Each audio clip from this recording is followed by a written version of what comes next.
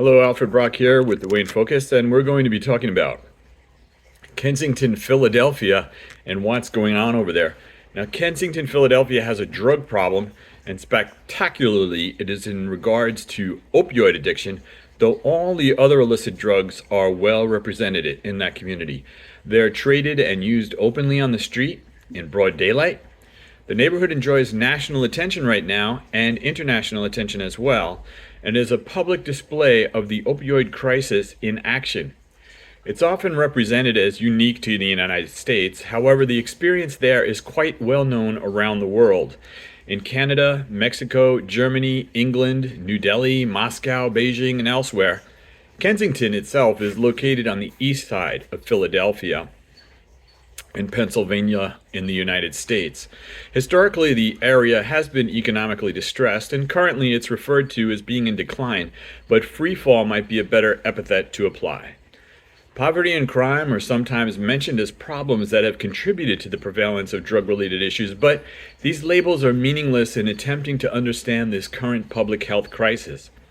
The rich and famous and even law-abiding citizens are consumed by these drugs at a rate of speed that is breathtaking.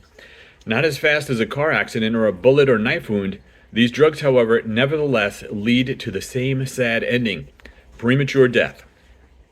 Prescription of painkillers like Oxycontin, fentanyl, and others along with heroin make up the base of the market in Kensington.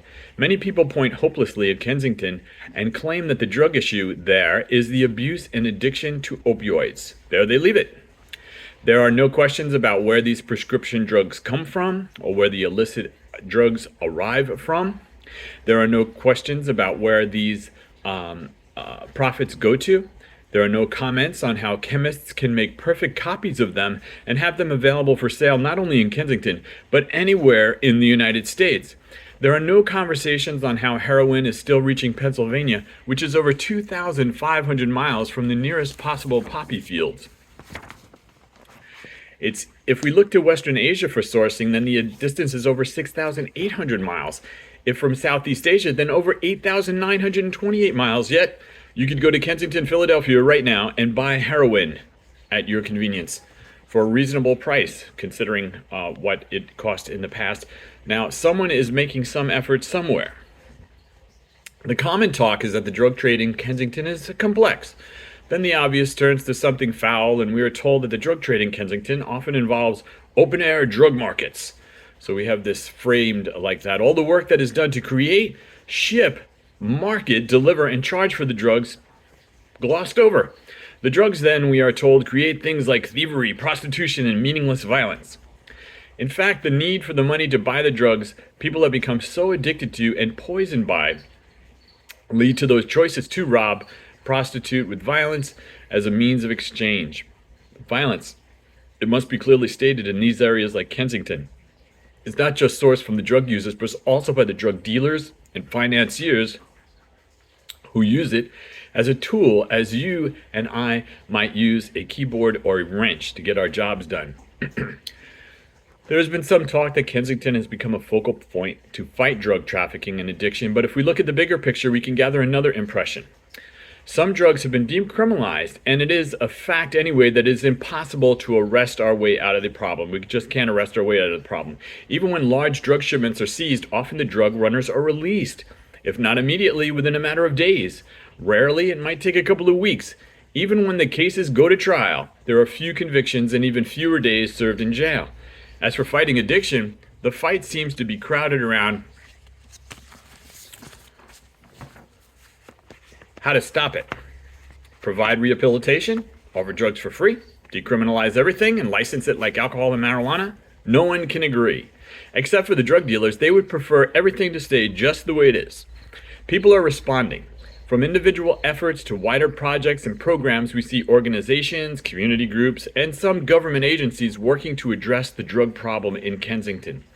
These efforts include harm reduction initiatives such as needle exchange programs and distribution of naloxone, which is used to temporarily reverse opioid overdoses, but it does not completely heal. If you use naloxone, if you see someone overdosing, first call 911, then use naloxone. You may have to use it again, and that's not. They still have to go to the hospital. They're not better. So naloxone gives someone an experience having an experience with an overdose a few minutes to survive until medical help arrives. It's not a magic potion.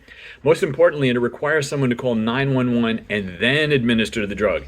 It really does help, but it is telling to understand that most people who die from overdose are found alone. Now, medication-assisted treatment programs, counseling services, and residential treatment facilities are available in the area, as they are throughout the United States. But the need really exceeds greatly what is available to help those struggling in Kensington or anywhere in the United States. The drug problem in Kensington is an American drug problem. It is an English drug problem. It is a Mexican drug problem. It is a Chinese drug problem. It is a Russian drug problem. It is a Syrian drug problem. It is an Israeli drug problem. It is a Peruvian drug problem. It is a Spanish drug problem. It is an Italian drug problem. It's everyone's problem. Some claim it is a complex issue rooted in socioeconomic factors and so requires a multifaceted approach involving public health, law enforcement, community engagement, and access to comprehensive addiction treatment and support services. Well, in short, it's a human problem and needs to be addressed immediately. What do you think?